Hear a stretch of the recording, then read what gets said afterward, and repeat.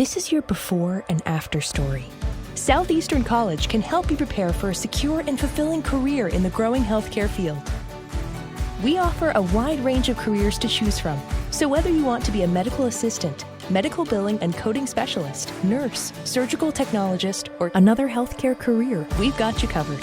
Become a vital part of a healthcare team and make a real difference. Southeastern College, your future is bright. Visit sec.edu to get started.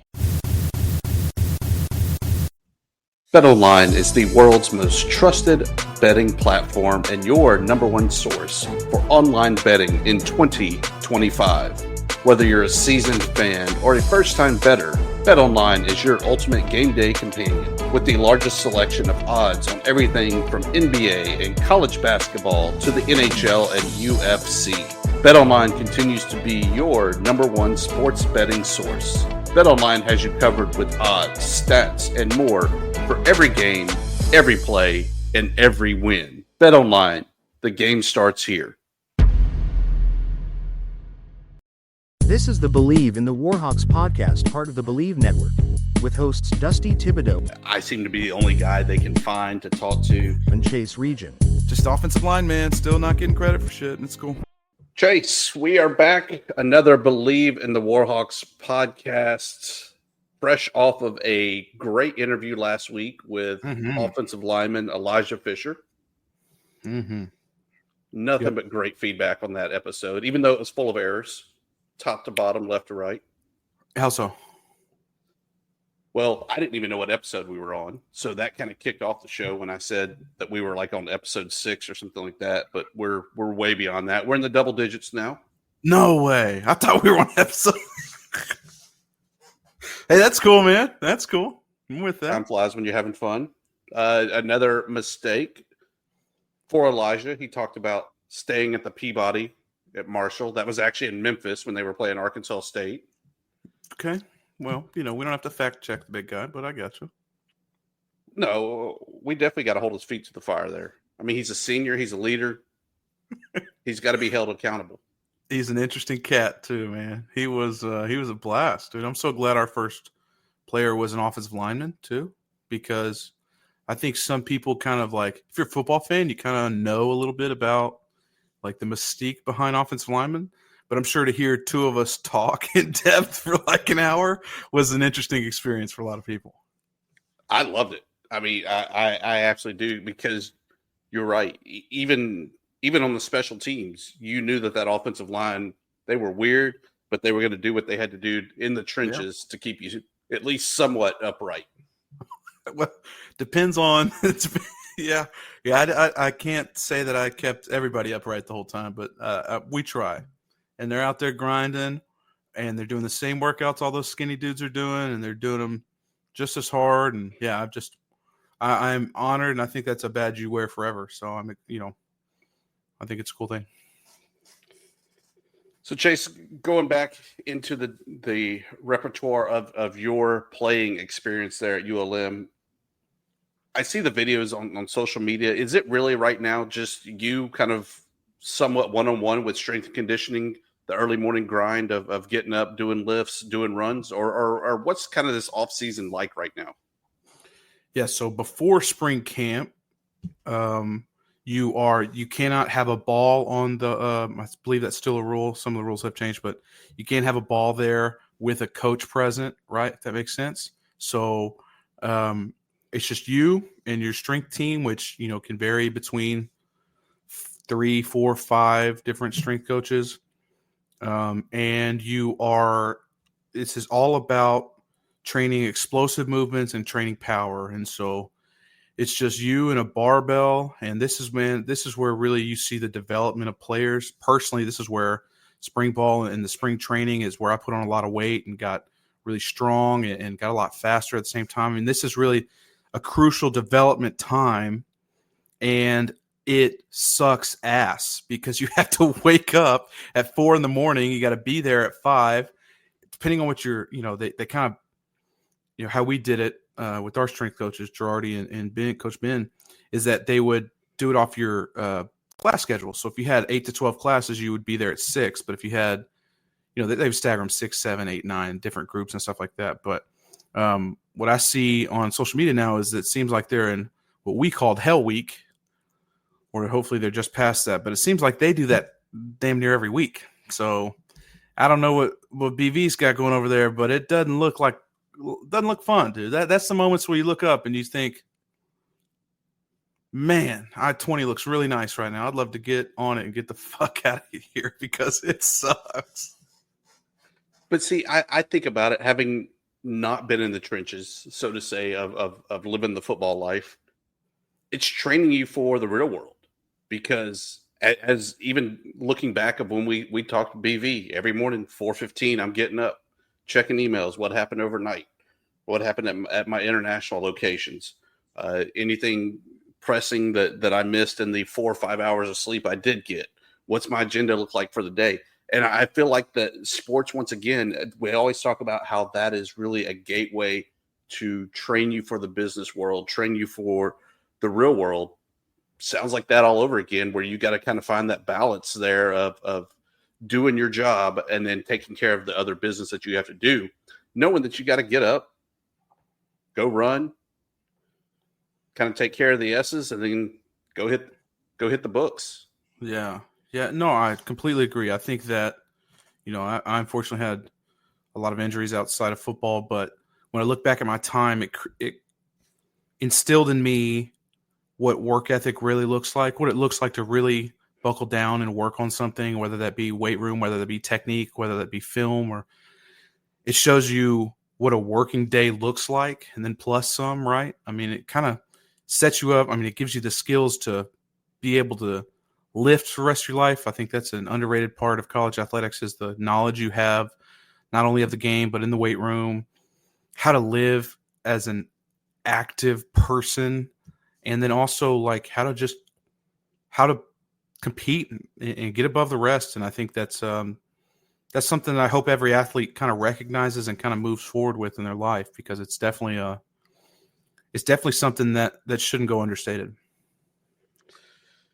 Do you feel that right now the team already kind of has their sights, even if it is in the distance, on that August 28th game against St. Francis? Or are they kind of just focused right now on the April date of the spring game? No, I don't think it's either of the above, to be honest. And first off, I can tell you it's not St. Francis, because Elijah Fisher had no fucking clue who St. Francis was. I mean, he was confused when we started talking about him. No, you don't look. Spring game is not, it's not something to look forward to, because even, like Fisher probably won't even play in the spring game. You may not see, I don't know how BV runs his spring games, but you see a lot of starters. You don't want anybody to get hurt. The spring game just signifies that we're done with this crap, because spring practices are not fun. But I think right now, if you're a freshman, you're hanging on for dear life. If you are past that, you realize what an important development time this is. But I'm telling you, man, when you look back, that is not the fun part of college football. That is the part you look back and say, I would never do that again, because it just sucks. And so what I'm trying to tell you is, you are just trying to survive that morning. And maybe the coaching staff, I'm sure they're looking forward to installs, and they're really working on their craft in the sense of how they're going to teach technique and how they're going to teach playbook. And if in their, I know they're reviewing their playbook and doing things like that, but as a player, dude, you're just really, and maybe, call me whatever you want to call me, but that's all. I was just trying to get past the day. Embrace the suck, Chase. Yeah, I hate that saying. It's true though, right? Like, I mean, and like you're saying, it relates to real life, is that sometimes it is what it is. And there's a famous and infamous, whatever you want to call it, quote by Todd Berry, my head coach. And he said it during Hell Week, because you go every morning at 4 a.m, and he would say, you'll always be surprised that you can always take another step, or you'll always be surprised that you can always take another step. Yeah. And it's something that's lived with me throughout life, because no matter how it sucks, you can keep going. It's got really deep real quick, Thibs. What was worse, though, spring practice or those summer 2-a-days? No, fall camp. First off, my freshman year we had 3-a-days still before they made that illegal. And then the 2 days by far the worst. It's hot as shit. You're cramping. I inevitably always got sick because I'd run my body into the ground. I've never lost less than 20 pounds in those few weeks. It's a terrible, horrifying experience, especially if you're a freshman. And that's always my advice to, anybody I've been able to mentor through recruitment and entering college football is to say, like, understand this is going to be worse than you can imagine. And you're going to get bullied, and you think you're good at football, and you're going to realize you're not. And then you might end up being good at football, but these are grown men you're playing against. And by far, fall camp is one of the worst experiences I've ever done. I always thought it was great. I'm sure you did. The fall camp, where, Brookshire's, being a great sponsor there of ULM Athletics, dropped off a refrigerated truck. They did for us too, yeah. And it was amazing that they would crank that thing to where it was probably like in the 40s or 50s. Mm-hmm. But when it's, 1,000 degrees outside, it felt fantastic going in there, except for it was still a glorified locker room that it smelled like body funk, that you wanted to stay in there because it was cold, but you wanted the hell out of there because it stunk so bad. I was a 2 ice bath a day guy, and there's nothing worse. And I was super slow, right? So I'd take all my tape off, knee braces, and you kind of take my time. And you get into the ice bath, and it's not, it looks like you're jumping in the bayou. And it's the most disgusting, gratifying experience in the world because you just feel great because it cools your body down. But also you're just looking around, you're just thinking like, man, staff is going to be a bitch.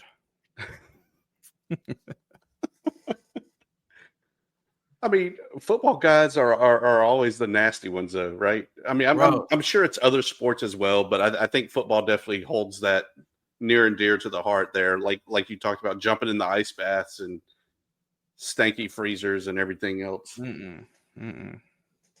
But hey, you know what? That's part of the experience, man. I think that's it's insider baseball, but that's definitely a cool part. In hindsight, in the moment, I'm telling you, Thibs, that shit sucks, dude. You do not. You're running the bleachers. I'm looking at Malone behind you, in your background, and we would have to run from the bottom to the top, and I never got to the top without throwing up. And I, when I visit the skybox every now and then, the press box, I just look down and think, get a little shudder of like I don't want to call it PTSD. I don't want to be disrespectful, but a little PTSD of like, oh shit, those steps look terrible. I can only imagine, because this past year, the infamous Malone elevator broke down, and I had to walk all the way to the top to get my laptop out of the press box. Oh, no. I was winded. By the time I got up there. And I was walking. I wasn't even running. Mike McGee and I had to walk down after the game. Thankfully, I got up there for it. But Mike McGee and I walked down. He's a marathon runner. And I'm sitting there sweating and panting. And he's like, Chase, we've only got like 4 more flights to go. And I'm about to puke. And he just... I've never seen a more disappointed look on that man's face than that day. Me walking down, ramps to get down to my car.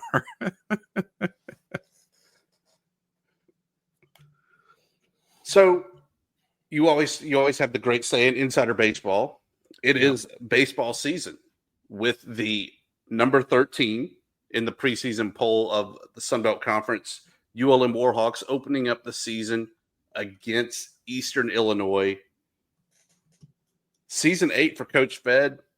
It's been 2 years since they made the run there to Montgomery. Is this a year where we actually see a solid run for the Warhawks? I had this conversation. I actually asked a friend of mine about baseball for once in my life because I felt so inadequate talking on this podcast, because I can't just say every single episode that baseball sucks and it's a dead sport. So I asked a friend of mine who is around the world in ULM baseball, and I said, how do we look?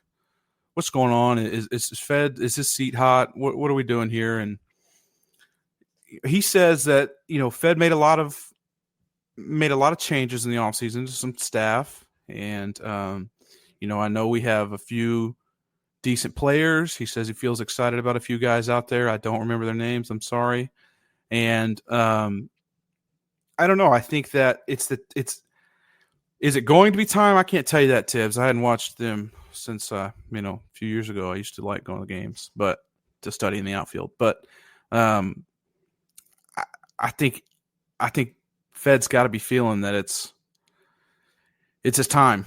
You've got a new AD in here now. That's not a ruthless guy, but he's definitely about his business, and it's time to make something happen here. You got to be competitive in this league. You do, and baseball in this league is brutal. I mean, you look at even the top 4 teams in the Sun Belt Conference for baseball. It's a gauntlet just right there, and you're going to have to face at least 3 of those 4 teams because those teams consist of Southern Miss. They consist of Troy, Louisiana Lafayette, and Coastal Carolina. And that's just the top of the league. We've also seen where anybody can beat anyone at any given moment in this league. So even though Arkansas State was swept by ULM last year, they had 24 points in the preseason poll and were ranked 14th, just below the Warhawks. They've ponied up the dollars. They have a new head coach. They have a lot of direction. They have a new field coming. They have the momentum. So I think that this is the time that you really have to make a push. Now, am I saying that ULM is going to be number 1 beating Southern Miss, Troy, Louisiana Lafayette? No. I think even a middle-of-the-pack finish, though, and in Montgomery for longer than a one-and-done appearance is a success this year, knowing that last year was not a great year for the Warhawks. Yeah, dude, I'm looking at their schedule right now. Non-conference seems okay. You still play UTA, who's going to be decent. You still play, thankfully we play Tech and stuff like that. But it's just I don't care about. I'm the same way about football. Non-conference is a wash to me. I understand baseball and basketball are a lot different. They play, up and down in their non-conference, but just be competitive in conference. It's so important to we need to raise that standard and raise that bar. And by the way, I know I've talked about Fed being on the hot seat. I really like Fed. I think he can be a good coach. He's a great guy. I think he can be somebody that I hope he has a similar, outlook from some Warhawk fans as Richard in the sense that he stays for a long time. He's a really great guy. But unfortunately, ULM has had recent success in football. We've been a freaking mountains and valleys of a program in football. It's kind of same thing in basketball, but we just feel like I feel like it's such a decline in baseball that it's one sport that is low hanging fruit for a place like ULM, and we have to be good at it. And it has to start. It has to start now, and I really hope Fed can be that guy. Yeah, the good news is, at least out of the juggernauts there I was talking about, you have Southern Miss at home, you have Louisiana Lafayette at home, but you still have to go to Troy. Coastal Carolina is not on the schedule this year, but you do also have Texas State at their place. Oh, excuse me, we do have Coastal Carolina at their place. And that's a back-to-back of Texas State and Coastal Carolina. Sunbelt baseball is great. Buy 5 quarts of Castrol Edge Full Synthetic Motor Oil and get a $15 gift card after rebate, plus 2 times points at O'Reilly Auto Parts. O'Reilly Auto Parts. And I love that we're a part of a great league like that because we'll have multiple teams in the postseason. But I hate that this league is so stacked that I don't feel like that there's kind of a gimme weekend or even a easier weekend. Yeah, no, you got to embrace that, dude. It's always been stacked though. Lafayette has always been crazy. And by the way, just a quick side note, I'm sure it pissed some other people off. Really upset me when Elijah said UL. Didn't add the other L. And I know we called him out on it, and I appreciate you for doing that, but it really upset me. But, they're always good. It's just, it's never, you said it perfectly. There's no gimmies. At the beginning of your schedule, you can kind of say maybe, but After that, it is a gauntlet through and through. On the women's side for softball, I thought this was going to be the year. I thought that they finally had a lot of the pieces in place and that they were going to be able to really surge up in the standings, knowing that softball is a little down this year. And again, Louisiana Lafayette breaking in a new head coach, lost a lot of their roster to the portal, especially with Sam Landry going to Oklahoma, as well as the ones that followed the coach to Texas Tech. But so far, early on, 1-5 right now, with the one win being a bottom dweller of the Southland, Houston Christian, 6-5, and that was really even kind of a touch and go type of game.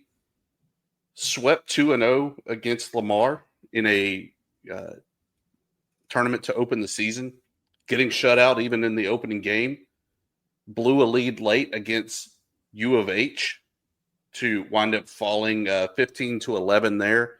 It just not able to really get the runs across the plate, not able to get the runners advance when they do have them on base.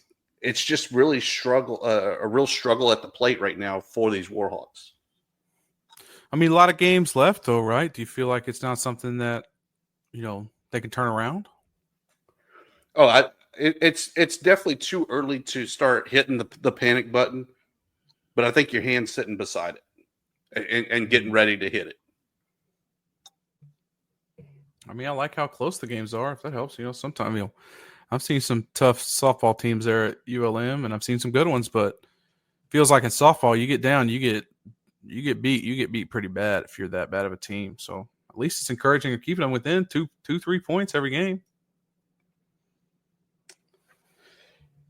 Yeah, I'm looking forward, though, to seeing kind of what this team's made of, knowing that they've kind of been punched in the mouth here early on. They do have some great games coming up. McNeese in early March, they're a team that's been in some NCAA regionals and really given some people some fits. Obviously, the big in-state game, you get to go to LSU, which is always great to kind of see how you match up there before they really start getting into conference play in late March, where they'll travel to Louisiana Lafayette. They'll host Troy, which is another great team in the league. Have to go to South Alabama, who was leading the league early on in non-conference action. Just again, I mean, I'll echo the same sentiment, is that just humble yourself and where you're at, right? And be competitive in the conference play. And I think, 1-5 isn't great, but it's such a long season. Pull it together. I got faith in the staff. I really like all the things they've been able to do here at ULM. It's been, it set that standard early on before there was even an attempt to set a standard. And I think I'm a few steps away from the panic button. So Chase, all of that talk, we're in a new year. What are the big things, if you're filling in for John Hartwell as athletic director, that you need to get done this year to kind of move the Warhawks forward? Well, I think you proved value early. Okay. I think you did a great job of, I had said this a few days ago that this is the first time, besides Wickstrom. Okay. I think Brian Wickstrom early on did a great job at ULM. This is the first time I've felt like we are all rowing the same way, okay? That you've got an athletic staff behind the scenes built that is on the same page, pushing for excellence, working hard. And now people have seen that, in my opinion. I think if you're a ULM fan, if you're a fan of athletics, if you're a fan of the school, if you're a fan of just football, you've seen the value that John Hartwell and the people that he have brought in can create. And before you even talk about long-lasting success, you have to put in the keys to achieve that success. And that is going to, unfortunately, come down to the same thing that it has come down to in the past for us, that everybody's point at, which is money. because I think it's time now that you've shown that value, you've got some people on your side. You've got to then upgrade some facilities. You've got to continue to work hard in perfecting your staff and perfecting your vision and pushing that towards your community and those that support you. And if it's me, and I'm sure John is doing this. And by the way, if I'm at the head of an athletic department, we're screwed. I think you really just need to be whining and dining, dude. It's that time. Hey, you've seen what we can do. You've seen what I can do here. I need your help. I can't do this alone. I need your money. I need your time. I need your in-kind gifts. I need all the above to help push this forward, because we have laid a foundation, and we are perfecting that foundation now. And it's, I don't know if you can say he's till phase 2, like Bryant loves to say, but I think you could say he's definitely very close. Yeah, I think one of the big things that if I'm in that position that I'm looking at, honestly, I'm trying to make sure that I make the right men's basketball hire, because you're kind of 2 for 2 already. Having Missy Bilderback, having Bryant Vincent, you don't want to necessarily rush that hire, because it is so key to know that we're probably at the rock bottom of men's basketball. So we need that person that can start pulling the yoke back and getting this plane. Yes, I'm throwing in all kind of P40 love that innuendos there. Puns intended all the way. Exactly. But pull the yoke back and get this bad boy out of the nosedive. And so I know fans are going to want, as soon as the season's over, hey, our new head coach is this guy. Give him time. Let him cook. Let him do it. But he's got to be doing his homework right now to make sure that as soon as it is possible to hire the guy, that he gets him so he can hit the ground running, because we're going to have to overhaul the roster to know that a lot of these guys are probably going to hit the portal or just be done with basketball altogether. So give him the rope to start hammering it home. I think one of the other big things is that we've got to build on the foundation that football built to allow the other sports to really thrive. Make sure that we're telling the story. As you said, hitting up the donors, finding the new money. Look what we did with $1. Now, can you give me $1.50 so that we can move the needle and keep going forward? Yeah, and it's finally an administration that has kind of, and I've got a lot of friends in previous administrations, so I'm not trying to shit on them. But this administration doesn't feel like they have the excuse written down in their wallets, right? That we don't have any money. We're so handicapped by this. You've had some coaches, a few come in, and I know Todd Berry did a great job of this, of working with, you can win here. BV said that, you can win here, and he's absolutely right. Now, is it going to be different than what it looks like at Auburn or Clemson or Alabama? Or yes, it's going to look a lot different. Is it going to be grittier? Is it arguably going to be harder? Absolutely. But, you feel that in that building that, hey, no, this is a professional organization that is going to operate the right way. We're going to make things happen. We're going to make things work. And I think it was such a stud hire in John Hartwell. Obviously, he's done great. And you really hope, I don't know how much you want to get into this, Thibs, but you really hope that the next president has a commitment to athletics. And I think Barry tried sometimes. I didn't love his comment about, athletics is a black hole. I know that upset a lot of people, and myself included, but that's an important part of what happens next here. And I'm a little hesitant, because I just want to see, that's a larger aspect of this. And I think a lot of people understand is that if your athletic director and your president are on the same page, working towards the same goal, you can do some really cool things. I got an example for you, Thibs. Okay. App State. People think they have a really great athletic department. Okay. App State sucks at everything but football. But people think they have a really great department, right? And it's because they've made that commitment to understand that football, as much as it will piss people off, it's your number one gainer. It's your number one attention attracting sport. And I do agree with you that he needs to, because I think ULM can be a really good basketball school in a decent basketball conference. But for me, and I think that's low-hanging fruit, but we've got to continue that commitment to football and then set that standard for other people. And I think BB and John are looking at doing that. I kind of trailed off what you're saying, but it just sparked a thought in me. I'm sorry, bub. Well, no, it sparked me that, I think that's another big thing.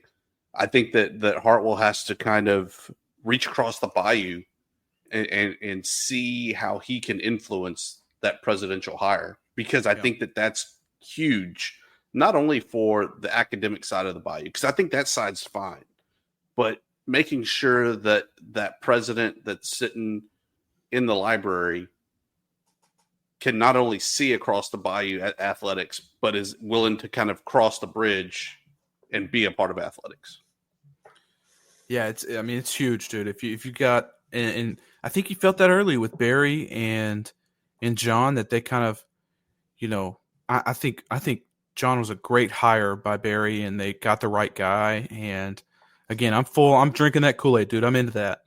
But it kind of throws a spanner in the works of saying, well, is this next person going to commit to athletics? Because we already feel like we're 25 years behind here. And we finally felt like we caught up a decade or so. How do we keep this going? And I think that's an important part of what happens next. Yeah, we're still in the 70s. But for now, though, Chase. 90s at least. 90s at least. I don't know. I found a picture from my official visit where they were showing us the baseball field, and I turned around. There was Malone Stadium. I took a picture. It looks exactly the same. Exactly the same. Yeah, hey, you've seen those pictures in BB's office, and that's a little, I know BB's put a little bit of those, whether he meant to or not, on Twitter and Instagram, but there's some plans, dude. There's some plans on the works. Let's hope they come through, but yeah, I know, dude. Those, when they, Coach asked me, he was talking about team meeting rooms, and he was like, "What did it look like when you were here?"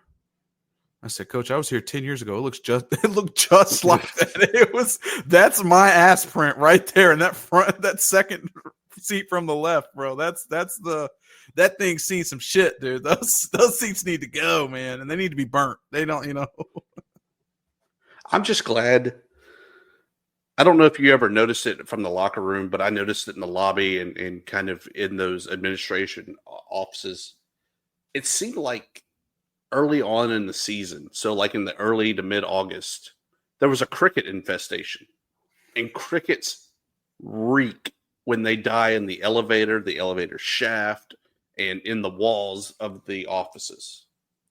The worst smell, probably, other than a grease trap, the second worst smell I've ever had. You saying, did I recognize them? I can't say I did. There have been some infestations of many a critter in that place. I promise you, but there's been some things living up in those rafters, brother, and they finally feel like they're moving out.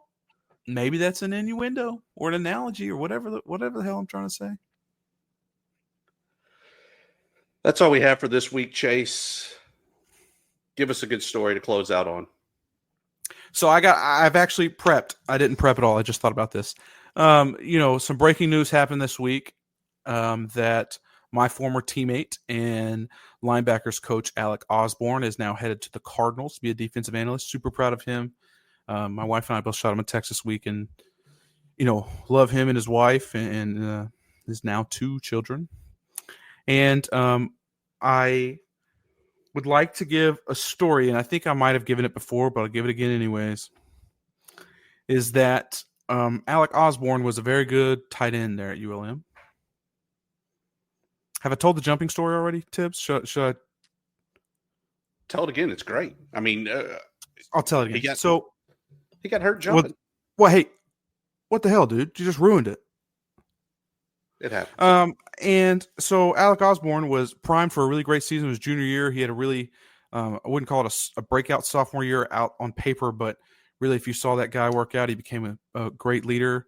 He is a great friend, was a really great teammate. And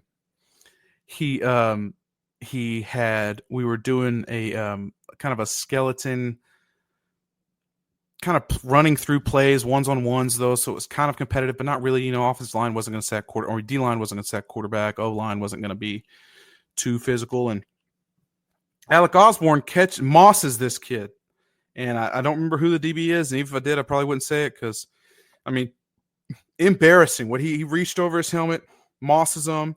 And we all thought, oh, man, this guy might score 40 touchdowns this year. This kid is crazy. He put on a few pounds, still was super fast, great athlete. He goes up with with the tight ends coach at the time, and I'm blanking on his name. He goes up to do a little jumping shoulder action, comes down, tears his ACL. And that's why, now I remember this, that's why I told Coach BV, don't ever let him jump for a celebration because he does not know how to land. With that said, that is my favorite story of Alec Osborne. We've got some that I definitely can't say on a podcast. But I just want to wish him the best of luck. I think we were lucky to have him as a player. We were lucky to have him as coach for a short time there in Monroe. I shot him a text and said, good luck in the West. Thanks for your time here back there at ULM. And he said, I loved it. I loved it more than anybody knows. So good luck to Coach Osborne, and we will be rooting for you forever.